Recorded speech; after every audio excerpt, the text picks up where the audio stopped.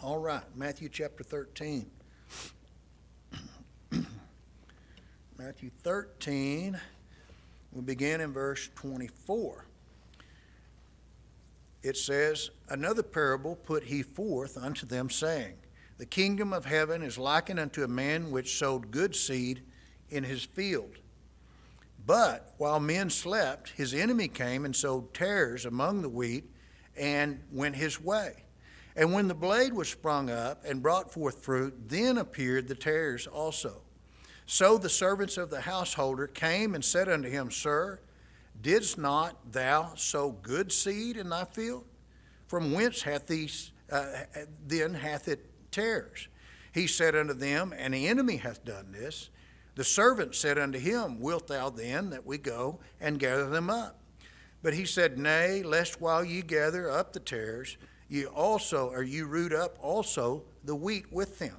Let both grow together until the harvest, and in the time of the harvest I will say to the reapers, Gather ye together first the tares, and bind them in bundles to burn them, but gather the wheat into the barn." This parable uses the figure of a farmer sowing seed, just as the last parable that we looked at did. And the difference is, in this parable, is the emphasis is not so much on the seed, the good seed, or how it did, but rather it is focused on the intrusion of bad seed. Okay, and which was, as this text tells us, was sown by the enemy.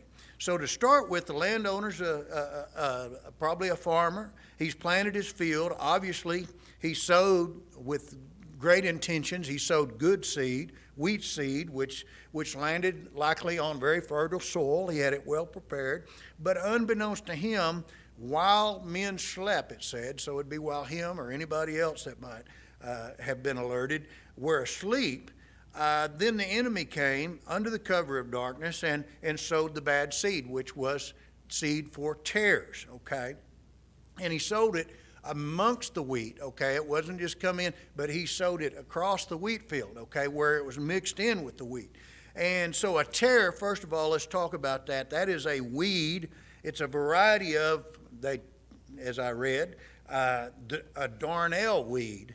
And they closely resembled wheat during its growth stages. It was not until the wheat was ripened and began to bring forth some grain, it wasn't until then that there could be any distinguishment made between the two. They just looked alike. Notice verse 26, it says, But when the blade was sprung up and brought forth fruit. That's talking about the wheat right there.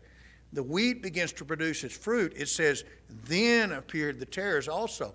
It made it, when the wheat began to produce its fruit of grain, even in the early stages, that's what was the distinguishing factor, because tares don't do that. Okay, they looked very similar prior to the production of grain, and then they were distinguished by the grain. And so it's when the wheat is ripened or begins to ripen that they're able to tell the difference between the two. And so by the time this has taken place, you can think about, or I try to imagine on my own, the damage that would be done. You've spent your seed wheat, okay, which a farmer would keep each year. Some would go to make bread and survive on, some would be bartered, and they would always keep seed wheat so you could go back with the next crop. So you've kept your seed wheat back. You've had full intentions of doing all the work, cultivating the soil, preparing the ground in every way, hopefully getting the right rains and this sort of thing, and put the seed in the ground. And then you have this enemy, Satan, come along and sow these tares, or the enemy represents Satan, if you will. And so first of all, you've got half of your land's production has been wasted. During the course of that growth season, because it's having to produce, not having to, but it's supporting, if you will, the weeds along with the wheat, the space, the nutrients, the moisture that could be spent on the wheat is also going to the tares, the weeds, okay?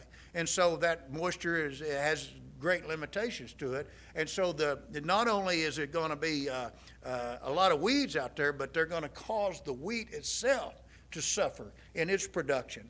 Furthermore, when you get down the road and it's time for harvest, then the harvest itself is going to be much more laborious with this situation because the two are mixed together, and the reapers would have to go to a lot more trouble along the way, to be a lot more methodical, if you will, of retrieving the wheat plants or retrieving actually the tares first without getting the wheat plants. Okay, so it's just bad news altogether. It naturally just is a bad problem for the landowner himself. Apparently, these are some side things that I read.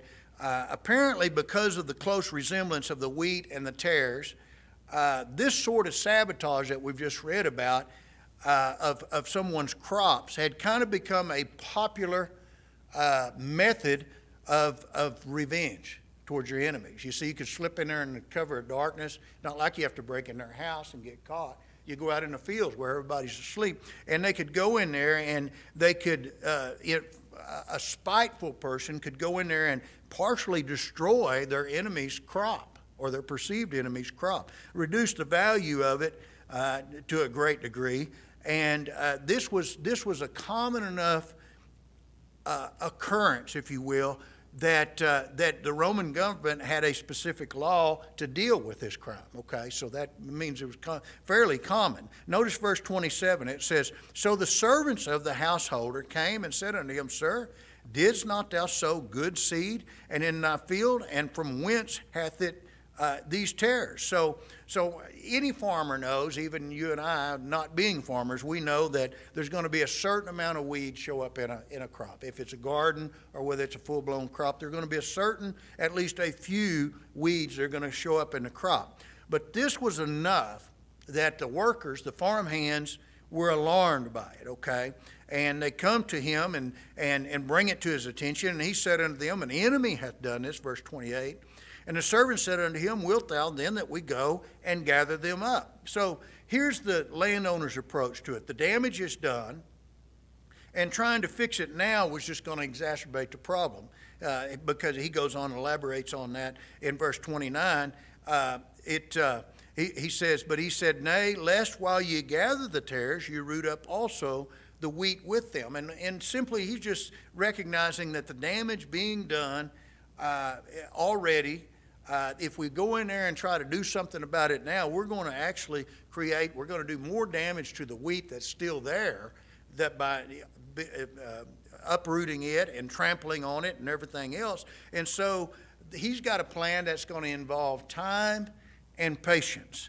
And it draws a picture to me in my mind of when we see, as people, when we see something going wrong in our life, okay, and the tendency is to want to fly in there, take control, take it into our own hands and try to fix it, right? And yet the Lord says, much like the landowner does here, the Lord says, hey, just hang on for a minute.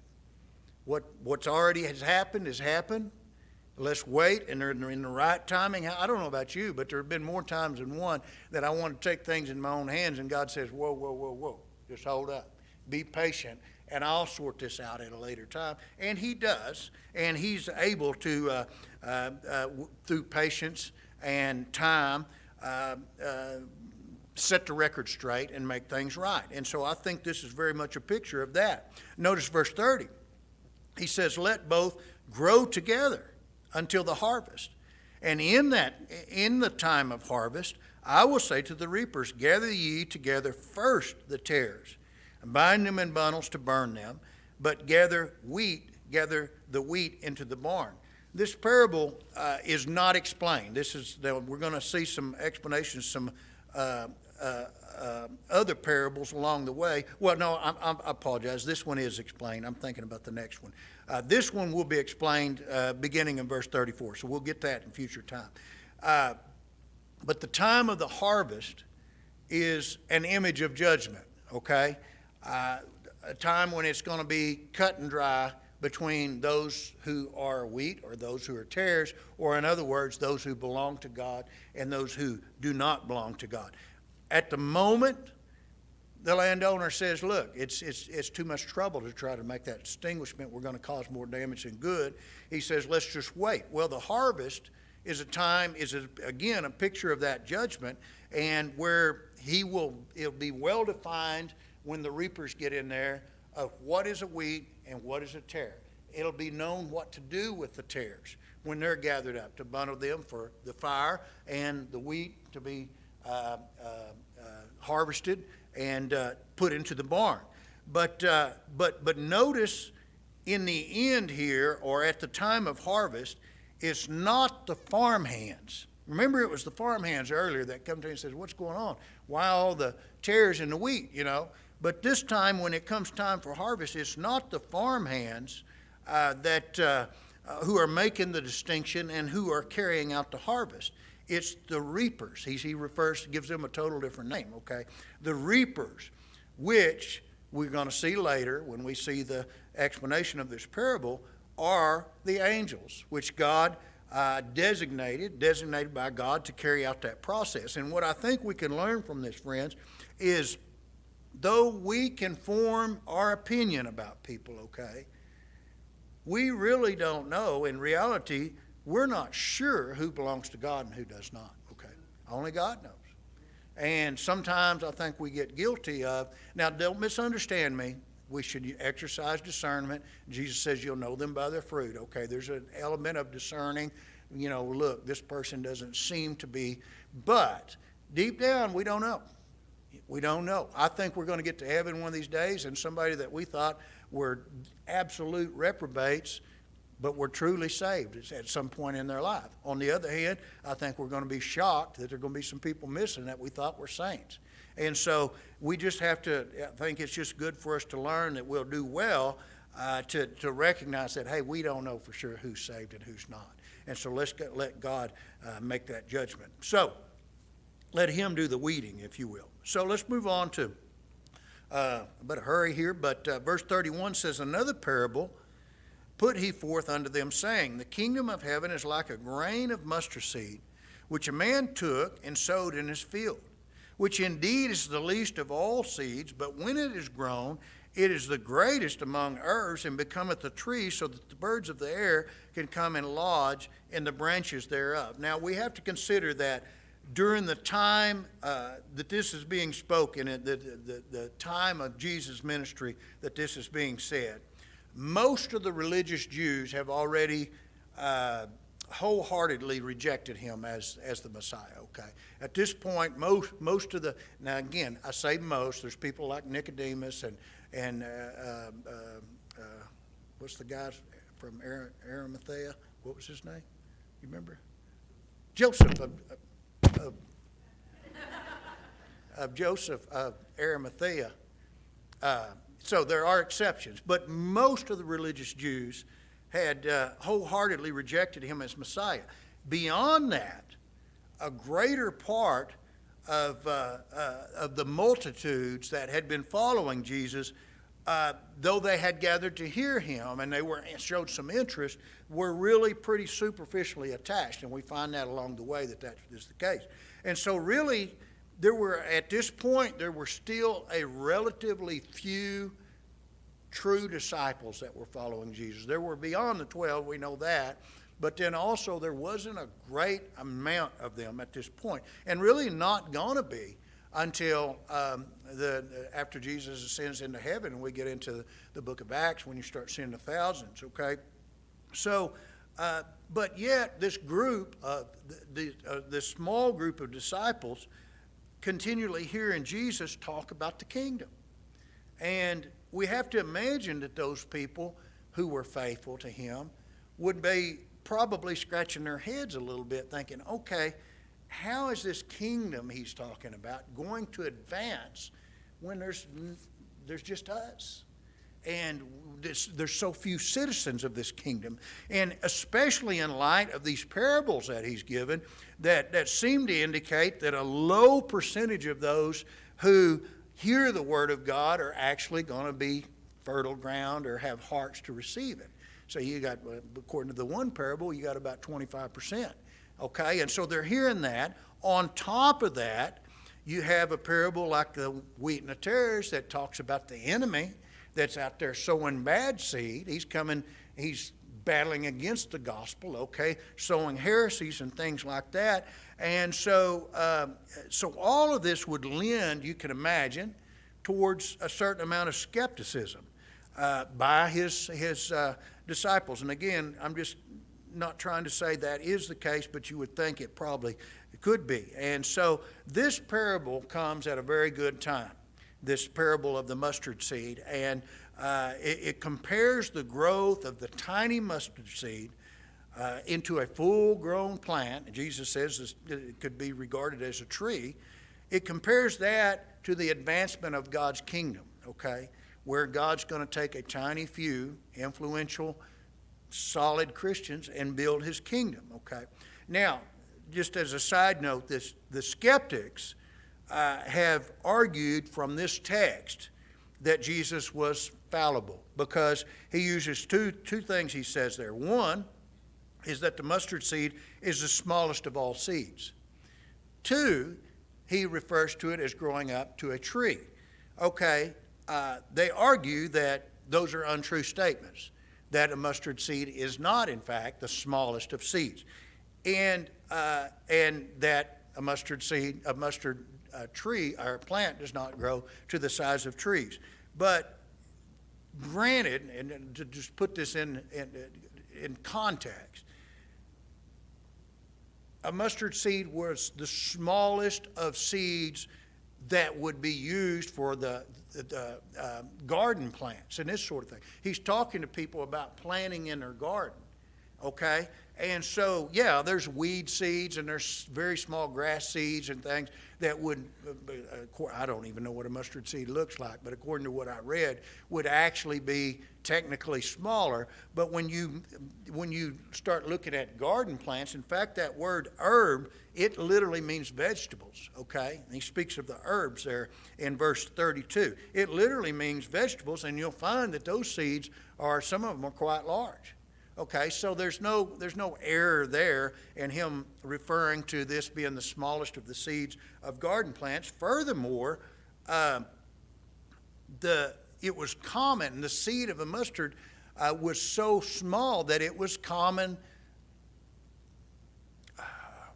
rhetoric, if you will, or a metaphor used in the olden times to compare small things to a mustard seed. Outside of what Jesus said, it was a common term used, okay? And so that settles that. He wasn't wrong about that. And then secondly, most mustard plants are small bush-type plants, okay? But in Palestine, there is, in fact, a mustard seed. It's not referred to as a tree, but a mustard plant that grows to up to 15 feet in the air, which would be regarded as the size of a tree, okay? And so there's no error in that. And so we know that that's baloney, okay? And plus, we see that Jesus was not speaking scientifically or technically here. He's speaking parabolically. He's trying to teach them by parables and make certain points. Obviously, you can't hold him to the science of that. He's trying to communicate, use a metaphor to illustrate a point to them, okay? And so there is no explanation of this parable, okay? Down the road, we're going to read the explanation of the wheat and tares here in a minute, or not here in a minute, next time we're together. But there's not a explanation of this parable, but the meaning is fairly clear, and we're not going to take time this evening to talk about that. We'll do that next time we're together. But in a general sense, you see the comparison of relatively small group of disciples. They're really going to turn the world upside down. And you got a relatively small, tiny seed that grows to 15-foot tall mustard plant tree. Okay? All right. Appreciate you guys. And we will get going out of here, okay? And we'll look forward to seeing you back here Sunday. Ladies, don't forget about the party. Call somebody, invite somebody, remind somebody, and y'all have a good time. It'll be good. Let's stand and be dismissed.